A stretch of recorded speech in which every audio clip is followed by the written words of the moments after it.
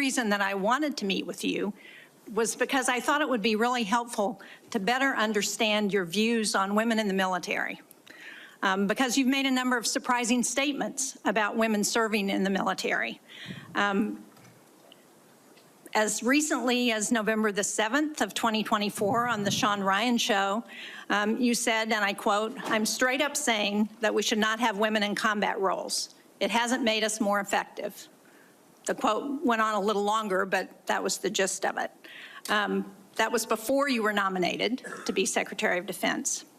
Mr. Hegseth, do you know what percentage of our military is comprised of women?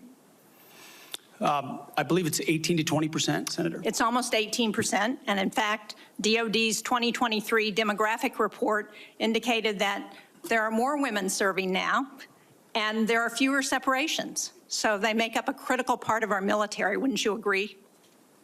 Yes, ma'am. Women in our military, as I have said publicly, have and continue to make amazing contributions across all aspects of our battlefield. Well, you also write in your book, The War on Warriors, with the chapter, The Deadly Obsession with Women Warriors, that, quote, "Not only are women comparatively less effective than men in combat roles, but they are more likely to be objectified by the enemy and their own nation in the moral realms of war." Mr. Hegseth, should we take it to believe that you believe that the two women on this committee who have served honorably and with distinction made our military less effective and less capable?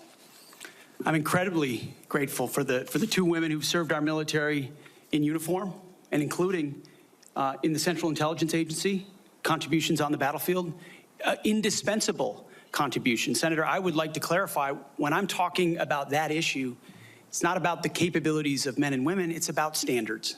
And this committee has talked a lot about standards. Standards that we, unfortunately, over time, have seen eroded in certain duty positions, certain schools, certain places, which affects readiness, which is what I care about the most, readiness on the battlefield. I appreciate that. And so my comments point time and time again to standards. Your statements publicly have not been to that effect. After your nomination, you did state to a group of reporters that you, quote, "support all women serving in our military today who do a fantastic job across the globe, including combat." So what I'm confused about, Mr. Hegseth, is which is it? Why should women in our military, if you were the Secretary of Defense, believe that they would have a fair shot and an equal opportunity to rise through the ranks? If on the one hand, you say that women are not competent, they make our military less effective, and on the other hand, you say, oh no, now that I've been nominated to be the Secretary of Defense, I've changed my view on women in the military. What do you have to say to the almost 400,000 women who are serving today about your position on whether they should be capable to rise through the highest ranks of our military? Senator, I would say I would be honored to have the opportunity to serve alongside you, shoulder to shoulder, men and women, black, white, all backgrounds, with a shared purpose. Our differences are not what define us. Our unity and our shared purpose is what define us, and you will be treated fairly and with dignity, honor, and respect, just like every man and woman in uniform, just like the men and women that I've worked with in my veterans organizations, to include when I was a headquarters and headquarters company commander in the Minnesota National Guard. Well, I appreciate your 11th hour conversion, but Mr. Chairman, for the record, I would like to submit Chapter 5, The Deadly Obsession with Women Warriors, for the record. Mr. Hegseth. Without objection, it will be submitted. Are you familiar with the Women, Peace, and Security agenda at the Department of Defense? Yes, ma'am, I am. This is a law that was signed during President-elect Trump's first term. It was legislation that I sponsored with Republican Senator Capito of West Virginia. It was co-sponsored by Marco Rubio, the nominee to be the President-elect's Secretary of State. It was led in the House of Representatives by Kristi Noem, the President-elect's nominee to be the Secretary of Homeland Security. It mandates that women be included in all aspects of our national security, including conflict resolution and peace negotiations.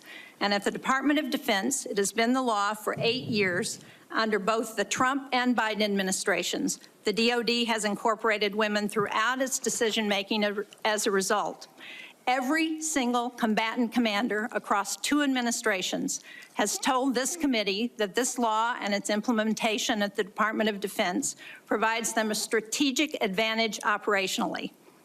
Based on your comments, it appears that the example that you would like to set, not only for women in this country, but for women across the globe, 50% of the world's population, as the prospective nominee to lead the most combat-credible military in the entire world, is that women should not have an equal opportunity in our military. So will you commit to preserving the Women, Peace, and Security law at DOD and including in your budget the requisite funding to continue to restore and resource these programs throughout the DOD?